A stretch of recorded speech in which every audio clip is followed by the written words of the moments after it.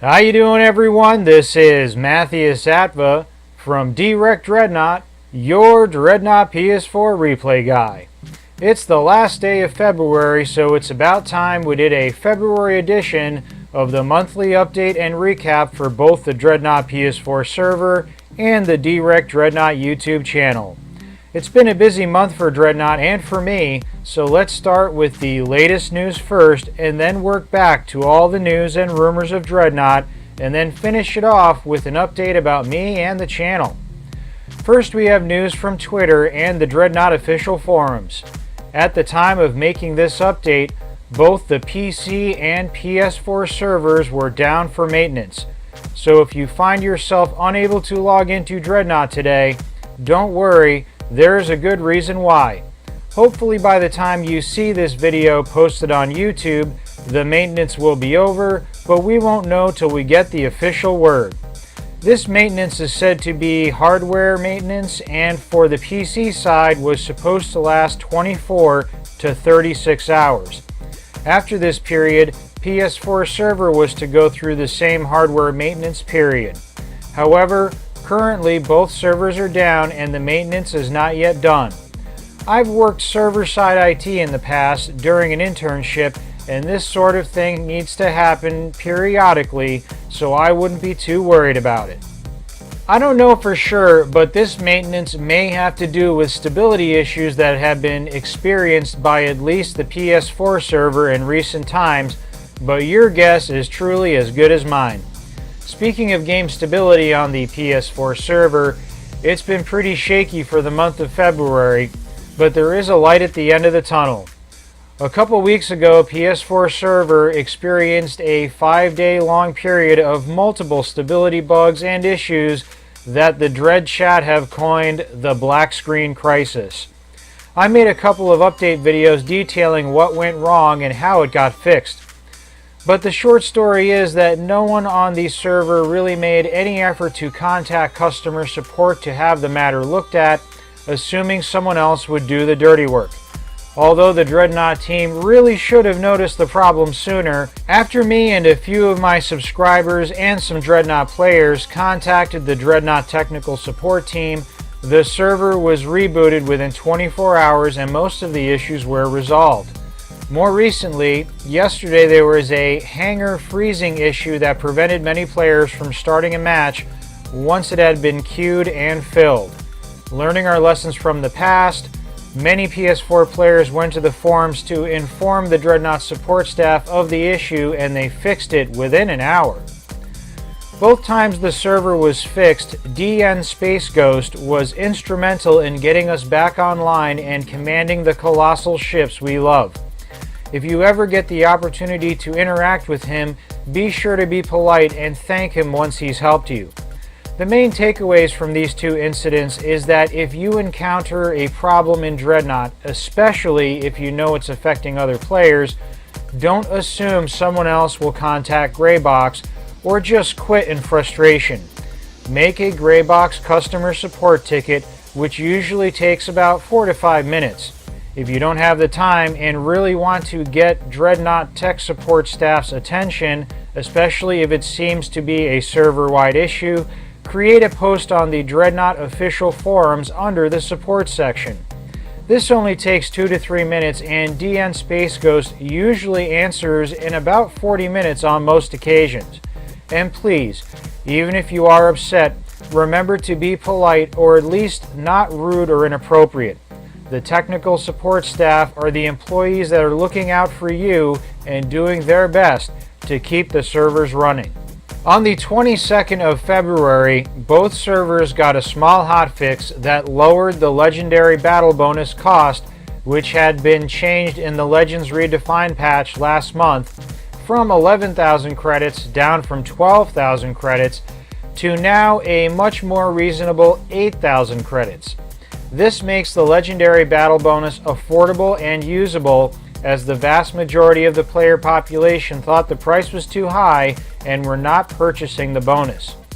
Recruit Fleet Mode queues were also modified at the player's request to make queue times much faster. Additionally, the Lunar New Year bonus experience event was extended, although not all players are receiving this bonus currently. Now let's talk a little about Dreadnought staffing and rumors, a hot topic from February 15th to just a few days ago. This all began with the cancellation of the weekly Dreadnought podcasts on Twitch, after which rumors had surfaced that Dreadnought's community manager Sean and 6-foot player relations Miguel It Up had left the Dreadnought staff. Soon after, on the 18th of February, an alleged investor wrote a Steam forum post claiming that non-essential Dreadnought staff had been let go, that Dreadnought development had ceased, and that the server might come down by October 18th, 2019. As of a few days ago, this Steam post and all traces of it were removed from Steam. These rumors are so far unproven and caused quite a controversy. Some veteran and esteemed players claim that this supposed investor was lying or trolling, while others made claims that these rumors are probably true. Although I am trying to remain neutral and I claim that so far these are just rumors, I wanted to keep my subscribers informed and made a brief video about the situation on my channel. Due to the criticism, the person responsible for the Steam post made a long and strongly worded response to any doubt being cast on their statements. Because of the language and not wanting to draw the ire of YouTube or make my videos classified as mature, I did not release the comment publicly, but instead made a video on the response, which I censored for language. No matter what the truth is behind the controversy, 6-foot and Greybox have maintained a deafening silence on the subject. In addition, there are no more podcasts on Twitch and no news on development, only technical support messages. Many players feel this silence is inappropriate and a harbinger of bad news, while others feel that this silence is an admission of guilt somehow. All I can say for sure is that so far nothing has been proven either way, that these are all just rumors, that we should not make any rash judgments without all the facts, and that the best way to support the game we love is to continue to play and promote the fantastic and awesome community that we have all cultivated over the past couple of years. Now the last bit of news and current events for Dreadnought. Moving to the beginning of the month, we all received the new Legends Redefine patch, and most of the changes were well received by the majority of Dreadnought players in both server communities. Two exceptions to this sentiment were the Corvette class armor amp module and the high price of the legendary battle bonus. As you already know, the battle bonus price for legendary has already been addressed, and at the beginning of February, the Corvette armor amp got a nerf, returning a much needed balance to the Corvette class. Most players believe that the current game iteration and version has a very well balanced gameplay, and with the noticeable exception of game stability, which is probably being addressed right now, queue times have been exceptionally low and the game experience as a whole has been as good as it ever has. Early this month we also enjoyed new items in the market for the Lunar New Year's event, as well as bonus experience to all of our matches, which is supposed to be still ongoing. And with that, we are all caught up on the Dreadnought news and events for February.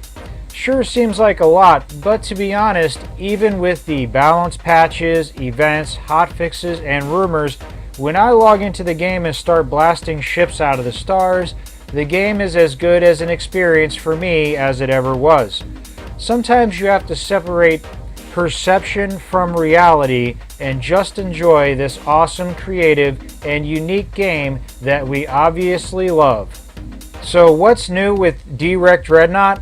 You may have noticed that I've been putting out a lot of videos lately. After the Legends Redefine patch, I posted more than a dozen new replays featuring current Dreadnought meta gameplay. After which I released all sorts of varied content on Dreadnought news, rumors, suggestions, and lore. The most featured of these is my Dreadnought lore series. I put in a lot of effort into these canon videos detailing the in-universe history, story, and expansive creativity for the Dreadnought game. If you haven't checked them out yet, don't worry, I'll link them at the end of this update video. I made these lore videos so that we as a community can immortalize the amazing story behind Dreadnought, as well as all the hard work that went into making this great game. Besides compiling the vast amount of canon lore facts and organizing them into a streamlined and easy to understand content video, I also used every bit of concept art I could find from the Dreadnought creators, as I think this art is amazing and needs to be seen and appreciated by the community. I've also been busy on the Dreadnought forums working hard to come up with well thought out suggestions for new Dreadnought maps and a 4-part single player campaign that both promote the game and also showcase the awesome Dreadnought lore. I'll have a link for those videos as well. Why have I been putting out so much content lately? Well, first, obviously, I love the game and appreciate you, my subscribers, and my fellow Dreadnought fans, and think you deserve it. I also want to do my best to promote this awesome and respectful community we've grown and do what little I can to help the game succeed. I've also been putting out content because I've recently achieved a new higher paying position at work, and starting next week I will have to adapt to new responsibilities and a new schedule. Don't worry, Dreadnought and my Dreadnought themed YouTube channel will remain my main hobby until the game eventually comes to an end.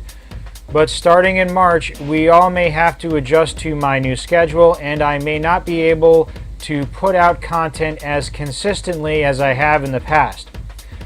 I still aim for making 3 to 4 videos a week if time allows, and hopefully 1 to 2 videos a week for holidays. I may do more than this, but I just wanted to let everyone know I may not be as scheduled and consistent as I have in the past, and may release content in bigger chunks when I have the time. And other times I may go a few days without posting a new video. But don't worry, as soon as I am used to my new schedule and responsibilities, I will return to a more predictable and stable content release process. So what do I have planned for early March? First, I wanted to say I have recently passed 100 subscribers to my Dreadnought YouTube channel last week, and we currently sit at 105. I just wanted to say thank you for all the support, views, and comments. I am still impressed that the overwhelming majority of comments left on my videos are so awesome and mature. I truly look forward to chatting with all of you every time I log on to YouTube. It's truly been a pleasure. To celebrate 100 subs, I plan on making an off-topic video which is sci-fi and personal in nature that I have wanted to do for a while.